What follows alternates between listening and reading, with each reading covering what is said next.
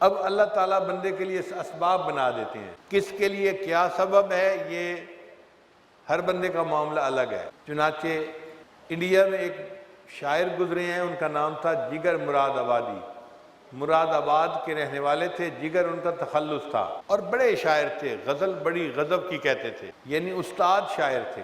اللہ کی شان دیکھیں کہ بندہ بہت اچھا تھا مگر اسے شراب پینے کی عادت تھی، اور وہ علل اعلان شراب پیتا تھا۔ علل اعلان شراب پینے کے باوجود جو علماء صلاح تھے وہ اس سے نفرت نہیں کرتے تھے، بلکہ افسوس کرتے تھے کہ بندہ بڑا اچھا ہے مگر ایک برائی میں پڑ گیا ہے اور اس سے جان نہیں اس کی چھوٹ رہی ہے، اس کے لیے دعائیں کرتے تھے، مگر وہ رند مشہور تھے کہ یہ شرابی بندہ ہے۔ اللہ کی شان دیکھیں کہ اجمیر میں ایک مرتبہ نعتیہ مشاعرہ ہوا۔ اب جو منتظمین تھے انہوں نے مشورہ کیا کہ نعتیہ مشاعرے میں کس کس کو بلانا چاہیے، تو کئی شعراء کے نام آ گئے، اس میں جگر کا نام آیا۔ تو چونکہ یہ بڑے شاعر تھے تو کچھ نے کہا جی کہ ان کو بلانا چاہیے، بڑے شاعر ہیں، ان کے بغیر مشاعرہ ادھورا رہے گا، پورا نہیں ہوگا۔ اور کچھ نے کہا جی کہ نہیں، واضح شراب پینے والا بندہ ہے، ایک شرابی شاعر کو نعت کے لیے بلائیں تو یہ ادب کے خلاف ہے، نہیں بلانا چاہیے۔ اب اختلاف ہو گیا آپس میں، کافی بحث ہوئی، بالآخر جو بلانا چاہتے تھے وہ غالب آ گئے۔ انہوں نے کہا بھئی شرابی ہے یا جو بھی ہے، نعت ہی ہم نے پڑھوانی ہے نا، تو ہو سکتا ہے کہ وہ اچھی نعت لکھے اور نعت پڑھے، تو ہمیں دعوت تو دینی چاہیے۔ چنانچہ انہوں نے دعوت دی۔ اب جب جگر کو دعوت ملی کہ نعتیہ مشاعرے میں آپ نے شرکت کرنی ہے اور نعت پڑھنی ہے، تو جگر کی تو حالت بدل گئی، پریشان، میں شرابی، میں برا، میں گناہگار، میں خطا کار، اور مجھے نبی علیہ السلام کی نعت پڑھنے کے لیے بلایا جا رہا ہے۔ کانپتے تھے۔ پہلے تو وہ مانے نہیں کہ نہیں میں نہیں آ سکتا، پھر ان کے ایک دوست کے ذریعے ان کو کہلوایا گیا، جگر پھر بھی نہیں مانے، پھر ان کے ایک استاد تھے، ان کے ذریعے سے ان کو کہلوایا گیا، اور استاد نے آرڈر کیا کہ آپ نے جانا ہے اور وہاں جا کے نعت سنانی ہے۔ تو جگر خاموش ہو گئے استاد کی وجہ سے، ہاں بھر لی، حامی بھر لی کہ میں مشاعرے میں آؤں گا۔ بعد نے پروگرام یہ بنایا تھا کہ وہ ریل سے سفر کریں گے تو جب ریلوے اسٹیشن پر اتریں گے ہم وہیں پہ نعرے بازی کریں گے اور ان کو کہہ دیں گے کہ آپ نعت نہیں پڑھ سکتے، آپ شرابی ہیں، نبی علیہ السلام کی شان میں گستاخی مت کریں۔ مگر لوگوں کو پتہ نہیں تھا، اور جگر جو تھے وہ ایک ہفتہ پہلے اس شہر میں پہنچ رہے تھے اور وہ اپنی آنکھوں سے لوگوں کے سارے معاملات دیکھ رہے تھے کہ لوگ جذبات میں ہیں، بینر لگے ہوئے ہیں اور مخالف لکھا ہوا ہے کہ ہم جگر کو ہم نعت نہیں پڑھنے دیں گے، اور حیران ہو رہے تھے۔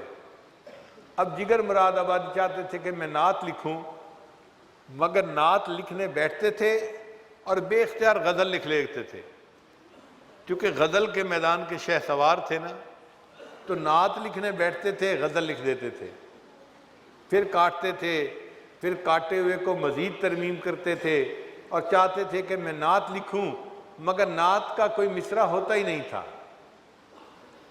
کئی دن وہ اسی طرح کوشش میں لگے رہے۔ بالآخر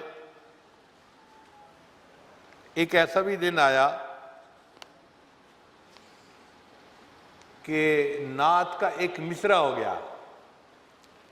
اب اس دوران جگر نے یہ عہد کیا کہ جب تک نبی علیہ السلام کی نعت مبارکہ میں لکھ نہیں لیتا اور پڑھ نہیں لیتا، میں اس دوران شراب نہیں پیوں گا، میرے حلق میں شراب کا قطرہ نہیں جانا چاہیے، میں نے آقا صلی اللہ علیہ وسلم کی شان میں نعت پڑھنی ہے، میں اس بدبودار منہ کے ساتھ کیسے جو ہے نا وہ نعت پڑھوں گا۔ اب شراب نہ پینے کی وجہ سے طبیعت کے اندر پریشانی بھی تھی، مگر وہ اپنی بات پہ جمے ہوئے تھے۔ ایک مصرع ہوا تو پھر دوسرا مصرع، اور اللہ کی شان کے ایک دن تو پوری نعت ہی انہوں نے لکھ دی۔ اب وہ بڑے خوش تھے کہ میں نے نعت لکھ دی ہے، اور اب مجھے نعت لکھنے کے بعد اس کو پڑھنے کا موقع بھی ملے گا۔ چنانچہ جس دن مشاعرہ ہونا تھا، جگر مراد آبادی نے غسل کیا اور اچھے کپڑے پہنے اور مشاعرے کی طرف اس طرح چلے جیسے کوئی حاجی حج کرنے کے لیے چلتا ہے۔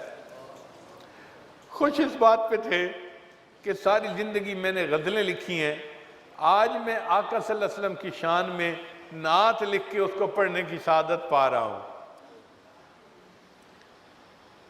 اسٹیج پر پہنچ گئے، اب یہ نعت انہوں نے پڑھ کے سنائی تو مجمع نے بالآخر یہ کہا کہ یہ نعت لکھی نہیں، اس سے اللہ نے لکھوائی ہے۔ نعت لکھی نہیں، اللہ نے اس سے، اب بندے کا ادب اللہ کے ہاں قبول ہو جاتا ہے۔ اللہ نے ان کی زندگی بدلنے کا راستہ بنا دیا کہ ایک شاعر آئے ہوئے تھے،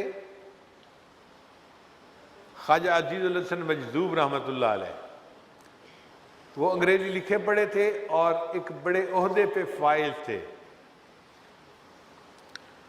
اور شاعر ہونے کی نسبت جگر مراد آبادی کے دوست بھی تھے۔ تو جگر مراد آبادی نے دیکھا کہ خواجہ عزیز الحسن مجذوب رحمۃ اللہ علیہ نے داڑھی رکھی ہوئی ہے، سر پہ ٹوپی ہے، اور انہوں نے نبی علیہ الصلوۃ والسلام کی شان میں بہت اچھی نعت پڑھی۔ تو جب ان سے نعت سنی تو جگر مراد آبادی نے ان سے سوال پوچھا کہ مجذوب صاحب، آپ تو مسٹر تھے، آپ کی ٹر کیسے مس ہو گئی؟ آپ تو مسٹر تھے، انگریزی لکھے پڑھے نوجوان تھے، آپ کی ٹر کیسے مس ہو گئی؟ تو خواجہ مجذوب رحمۃ نے فرمایا کہ مجھے ایک اللہ والے کی صحبت نصیب ہوئی جس کی وجہ سے میری زندگی بدل گئی۔ تو جگر مراد آبادی نے کہا کہ کیا میں بھی اس ہستی سے مل سکتا ہوں کہ جس نے آپ کی زندگی کو بدلا ہے؟ انہوں نے فرمایا ہاں، میں ان سے پوچھ کے آپ کو بتا دوں گا۔ ان کا تعلق تھا حضرت اقدس تھانوی رحمۃ اللہ علیہ۔ اب اللہ کی شان دیکھیں کہ جگر مراد آبادی حضرت تھانوی رحمۃ اللہ کو ملنے کے لیے آئے، حضرت سے ملاقات ہوئی، تو ملاقات کے بعد جگر مراد آبادی نے کہا کہ حضرت، میں دل میں دو نیتیں لے کے آیا تھا کہ جب میں آپ کی ملاقات کروں گا تو دو کام کروں گا۔ حضرت نے پوچھا کون سے؟ ایک کام تو یہ کہ میں اپنے چہرے پہ داڑھی سے جاؤں گا، اور دوسرا کام یہ کہ میں آج کے بعد شراب نہیں پیوں گا۔ حضرت تھانوی رحمۃ اللہ خوش ہوئے اور دعائیں دیں، اور جگر مراد آبادی ایک مجلس کے بعد واپس اپنے گھر آ گئے۔ اللہ نے ان کو استقامت عطا فرمائی، پھر بالآخر طبیعت بھی ٹھیک ہو گئی۔ پھر حضرت تھانوی رحمۃ اللہ کی خدمت میں وہ بار بار آنے جانے لگے اور ان کے اوپر رنگ چڑھ گیا۔ اب وہ اللہ کی تعریفیں میں شعر کہتے تھے اور نبی علیہ السلام کی شان میں اشعار کہا کرتے تھے۔ پھر تو جو دینی طبقہ تھا ان میں ہر بندہ جگر مراد آبادی سے محبت کرتا تھا۔ ایک دن کسی نے جگر مراد آبادی سے پوچھا کہ آپ اتنے اونچے مقام کے کیسے پہنچ گئے؟ آپ اتنے اونچے مقام کے کیسے پہنچ گئے؟ تو جگر مراد آبادی نے اس کے جواب میں شعر کہا۔